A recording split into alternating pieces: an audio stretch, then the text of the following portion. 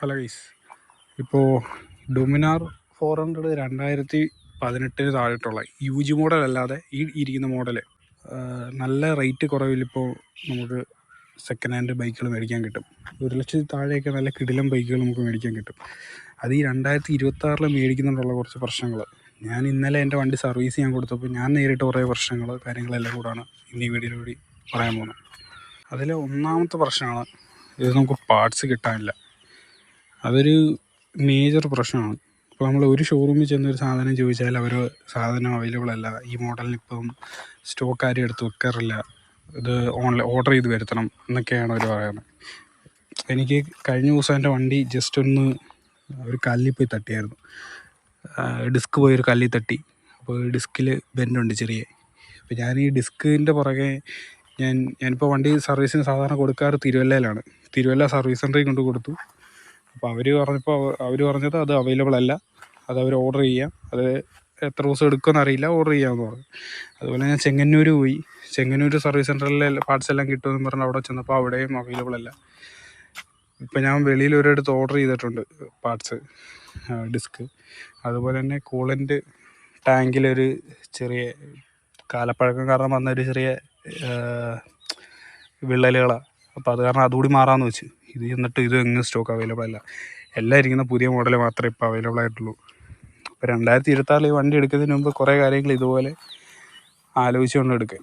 അപ്പോൾ അതുപോലെ തന്നെ ഇപ്പോൾ വേറൊരു പ്രശ്നമാണ്. ഇപ്പോൾ എനിക്ക് കേൾക്കാൻ പറ്റുമെന്ന് അറിയത്തില്ല. ഇപ്പോൾ വണ്ടി നമ്മൾ കിൽ സ്വിച്ച് ഓൺ ആക്കുന്നുണ്ടെ പമ്പ് ഓൺ ആകുന്നതിൻ്റെ കൂടെ ഒരു ചെറിയ സൗണ്ട് കൂടി കേൾക്കാൻ പറ്റും.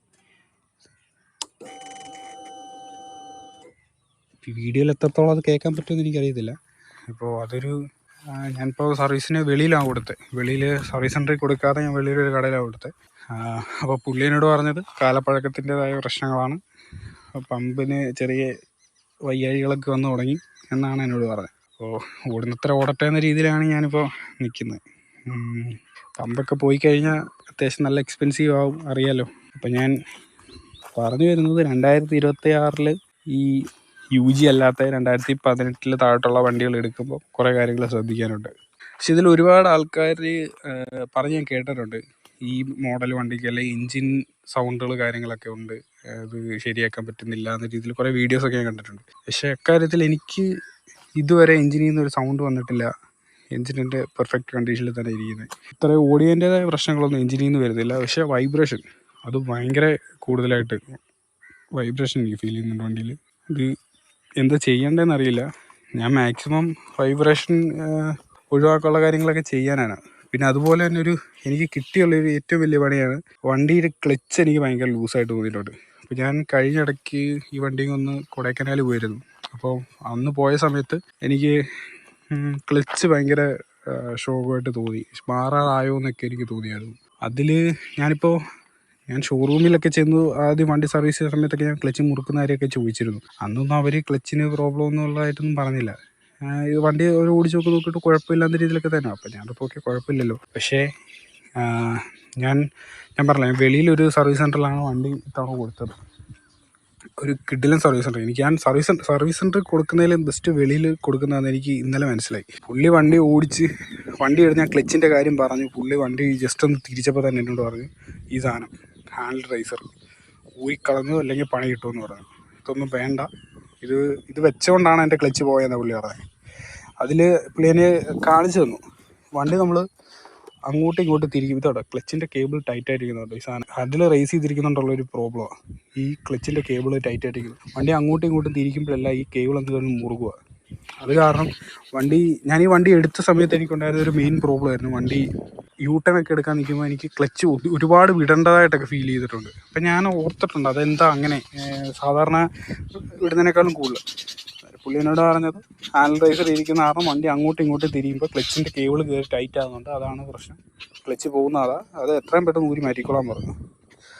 അതിൻ്റെ കാര്യത്തിന് വേണ്ടി ഞാൻ സർവീസ് സെൻ്ററിൽ ചെന്ന് ഇപ്പോൾ ഇതിലിരിക്കുന്ന നല്ല നീളമുള്ള ബോൾട്ടാണ്, അത് മാറ്റിയിട്ട് നോർമൽ ബോൾട്ട് തപ്പിയപ്പം സർവീസ് സെൻ്ററിലൊന്നും അവൈലബിൾ അല്ല അങ്ങനെ ഒരു സാധനം. അതൊക്കെ അവർ ഓർഡർ ചെയ്ത് വരുത്തണമെന്നൊക്കെ അറിയാം. അതെന്ന് വരുമെന്നൊന്നും അവർക്ക് ഉറപ്പ് പോലുമില്ല. അത് കാരണം ഞാൻ തന്നെ ഇപ്പോൾ ഒരു വെബ്സൈറ്റിൽ 99 RPM എന്ന് പറയുന്ന ഒരു വെബ്സൈറ്റിൽ കയറി സംഭവം ഓർഡർ ചെയ്ത് ഓർഡർ ചെയ്തിട്ടുണ്ട്. അതിപ്പോൾ എങ്ങനെയാണ് അതിൻ്റെ സാധനങ്ങൾ വന്നു കഴിയുമ്പോൾ അറിയാം. അത് കറക്റ്റ് നല്ലതാണോ അല്ലയോ എന്ന് എനിക്ക് അന്നേരം നോക്കിയിട്ട് അറിയാം. അത് കഴിഞ്ഞിട്ട് ഇനിയിപ്പോൾ ഞാൻ തന്നെ ഓർഡർ ചെയ്ത് വരുത്താനാണ് പ്ലാൻ എല്ലാം. അതുപോലെ തന്നെ വണ്ടി ഈയിടെ ഒന്ന് ചരിഞ്ഞിരുന്നു, ജസ്റ്റ് ഒന്ന് ചരിഞ്ഞു വീണു. അപ്പോൾ ഈ ക്രാഷ് ഗാർഡ് ബെൻഡായിരുന്നു. ഇതിൻ്റെ ഇതെല്ലാം വളഞ്ഞിരിക്കുക, പിന്നെ അതിൻ്റേതായ നോയ്സ് ഉണ്ട്. അപ്പോൾ ഞാൻ ഒറിജിനൽ ക്രാഷ് ഗാർഡ് കിട്ടുന്നതിന് കാര്യത്തിന് വേണ്ടി ഞാൻ സർവീസ് സെൻറ്ററിൽ നിന്ന് വിളിച്ചു, എനിക്ക് ഒറിജിനൽ ക്രാഷ് ഗാർഡ് കിട്ടുമോ. അപ്പോൾ അത് അവർ പറയുന്നത് അതൊന്നും അവൈലബിൾ അല്ല, എല്ലാം ഓർഡർ ചെയ്ത് വരുത്തണമെന്നാണ് പറയുന്നത്. സത്യം പറഞ്ഞാൽ ഈ വണ്ടിയുടെ ഒരു പാർട്സ് ഇപ്പോൾ ശരിക്കും ഷോറൂമിലൊന്നും എടുത്ത് വെക്കാറില്ല. നമ്മൾ വേണമെങ്കിൽ നമ്മൾ നേരത്തെ പറഞ്ഞ് ഓർഡർ ചെയ്ത് വരുത്തുക ചെയ്യുക, അങ്ങനെയുള്ള പ്രോബ്ലംസാണ് ഇപ്പം നിലവിലെ പ്രോബ്ലംസ് അതൊക്കെയാണ്. ഫ്യൂച്ചറിൽ എന്തൊക്കെ പ്രോബ്ലംസ് വരുമെന്ന് നമുക്കറിയില്ല. ഈ സാധനമൊക്കെ ഇനി കിട്ടുമോ ഇല്ലയോ എന്ന് തന്നെ അറിയാം കുറച്ച് കഴിയുമ്പോഴത്തേക്ക്. ഇതൊക്കെയാണ് എനിക്ക് വണ്ടിയിൽ തോന്നിയിട്ടുള്ള മെയിനായിട്ടൊരു പ്രശ്നം. അതുപോലെ തന്നെ ഒരു പ്രോബ്ലമാണ് അത്, എനിക്ക് അത്യാവശ്യം നല്ലൊരു ഒരു വിഷയമായിട്ട് തോന്നിയിട്ടുള്ളൊരു കാര്യമാണ് ഇത്, ബാക്കിലത്തെ ബ്രേക്ക്. ഞാനിപ്പോൾ ലാസ്റ്റ് സർവീസിൽ കൊണ്ടുപോയപ്പോൾ തന്നെ ഇതിൻ്റെ ബ്രേക്ക് പാഡ് കാര്യങ്ങളെല്ലാം ചേഞ്ച് ചെയ്തായിരുന്നു, ഒരു 5000 കിലോമീറ്റർ മുന്നേ.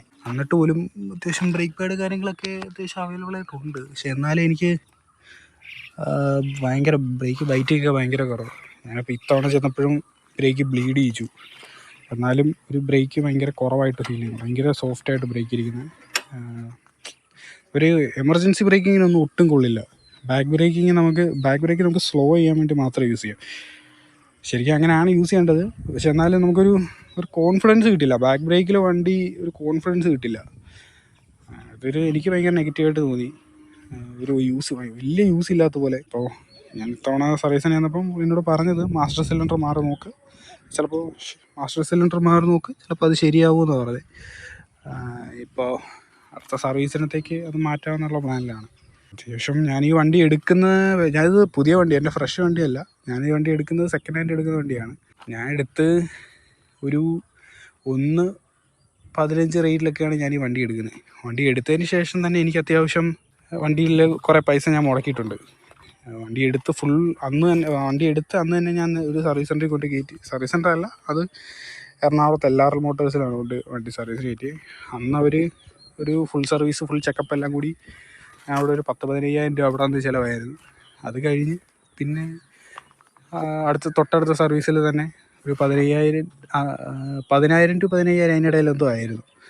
അത് കഴിഞ്ഞ് ഈ സർവീസ് മാത്രമാണ് എനിക്ക് കുറച്ച് പൈസ കുറഞ്ഞത്. അത് മെയിൻ പണിയൊന്നും ചെയ്യാതെ ജസ്റ്റ് ജനറൽ സർവീസ് മാത്രമായിട്ട് ചെയ്തുകൊണ്ട് എനിക്കൊരു 3,500 ആ റേഞ്ചിനകത്ത് നിന്നു ഈ സർവീസ്. ഇനിയിപ്പോൾ ഞാൻ പറഞ്ഞല്ലോ ഡിസ്ക് മാറാനുണ്ട്, അപ്പോൾ ഡിസ്ക് മാറണം. അതെൻ്റെ അഹങ്കാരം കാരണം പോയ ഡിസ്ക്. ഞാനാണെങ്കിൽ എൻ്റെ വീടിൻ്റെ അവിടെ നിന്ന് ഇറങ്ങുന്ന ഒരു ചെറിയ കല്ല് വെച്ച് ഇങ്ങനെ കെട്ടിയിട്ടുണ്ട്. അപ്പം ഞാൻ എന്താണെന്ന് വെച്ചാൽ സാധാരണ ഇറക്കുന്ന പോലെ അങ്ങ് ശ്രദ്ധിക്കാതെ എടുത്തുകൊണ്ട് പോയി വണ്ടി ചെറുതായിട്ട് ഒരു കല്ലെല്ലാം തട്ടി. അപ്പോൾ എനിക്കത് മനസ്സിലായില്ല ഡിസ്കാ പോയി തട്ടിയെന്ന്. കുറച്ചങ്ങോട്ട് ചെന്നപ്പോൾ ഒരു ചെറിയ സൗണ്ട് കേൾക്കാൻ തുടങ്ങി. അപ്പോൾ ഞാനൊന്ന് നോക്കിയപ്പോഴാണ് കാലിപ്പർ കിടന്ന് ഇങ്ങനെ അനങ്ങുന്നത്. അപ്പോൾ എനിക്ക് മനസ്സിലായി പണി കിട്ടി, ഡിസ്ക് മാറ്റേണ്ടി വരും. ഓക്കെ, അത് പോട്ടെ, അത് എൻ്റെ അഹങ്കാരമെന്ന് പറയാം. പിന്നെ അല്ലാതെ പണികളുണ്ട്, ഞാൻ പറഞ്ഞല്ലോ അത്യാവശ്യം പണികളുണ്ട്.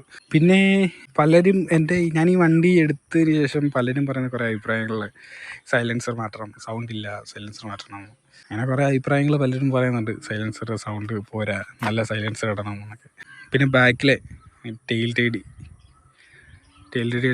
ഇതെടുത്ത് മാറ്റിയിട്ട് നല്ലൊരു ടെയിൽ ടേഡി വെക്കുക, അല്ലെങ്കിൽ ബാക്കിലത് വേണ്ട എന്ന രീതിയിലൊക്കെ പറയുന്നുണ്ട്. അതൊക്കെ ചെയ്ത് കഴിഞ്ഞാൽ വണ്ടി കുറച്ചൊരു അടിപൊളിയായിരിക്കും. പക്ഷേ എനിക്ക് വണ്ടി റോഡിൽ സമാധാനമായിട്ട് ഓടിക്കാൻ പറ്റത്തില്ല, അതെടുത്ത് കളഞ്ഞ്. അതുകൊണ്ട് മാത്രമാണ് ഞാൻ ഇതെല്ലാം വെച്ചേക്കുന്നത്. ഇപ്പം എനിക്ക് ഒരു ദൂരം എവിടെയെങ്കിലുമൊക്കെ ഞാൻ പോകണമെന്നുണ്ടെങ്കിൽ എനിക്ക് ധൈര്യമായിട്ട് വണ്ടി എപ്പോഴും എടുത്തുകൊണ്ട് പോകാം. ഇതെല്ലാം മാറ്റിക്കഴിഞ്ഞാൽ എനിക്ക് ഒരു കോൺഫിഡൻസ് കിട്ടില്ല വണ്ടി എടുത്തുകൊണ്ട് എവിടെയെങ്കിലും പോകാനോ. അതൊക്കെ ഓർത്തിട്ടാണ് ഞാൻ പിന്നെ എനിക്ക് വണ്ടി പക്ക സ്റ്റോക്കായിരിക്കണമെന്നുണ്ട്. അപ്പോൾ അതാണ്. പിന്നെ ഈ ക്രാഷ് ഗാർഡ് ആഫ്റ്റർ മാർക്കറ്റ് വെക്കാത്തതിൻ്റെ കാര്യം, ഇതിപ്പോൾ ഞാൻ ഊരിക്കളയും, ഞാൻ സ്റ്റോക്ക് വെക്കും. കാരണം ആഫ്റ്റർ മാർക്കറ്റ് വെക്കാത്തതിൻ്റെ കാര്യം, സ്റ്റോക്ക് മതിയല്ലോ. ഞാൻ അത്യാവശ്യം അത്ര പൊളിച്ച് ഓഫ് റോഡൊന്നും വണ്ടി കൊണ്ടുപോകുന്നില്ല, പിന്നെ അങ്ങനെ പ്രശ്നമൊന്നും വരാൻ ചാൻസ് ഇല്ല.